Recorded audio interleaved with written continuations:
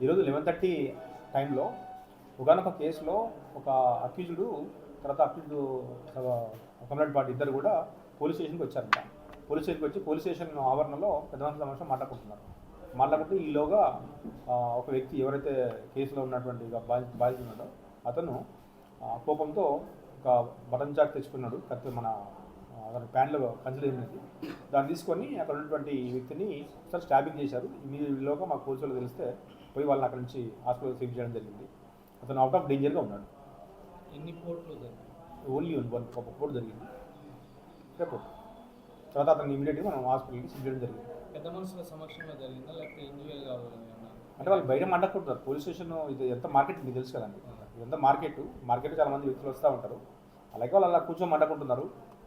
Sir సింగిల్గా ఉన్నప్పుడు జరిగిందా? పెద్ద మనుషులు వాళ్ళిద్దరు సింగిల్గా ఉన్నారని చెప్తున్నారు. అంటే డిమాండ్ ఏం కాదు, కేసు ఏం మాట వాస్తవం, కానీ వాళ్ళు పెద్ద మనుషుల సమక్షంలో బయట మాట్లాడుకుంటారు. వాళ్ళు పోలీసు వాళ్ళకి సంబంధం ఇద్దరు మాట్లాడుకుంటారు. పిటిషన్ ఇచ్చారు, ఆల్రెడీ ఎఫ్ఐఆర్ అయిపోయిందండి. 4-5 days అయింది. 19th రోజు ఇచ్చారు మాకు.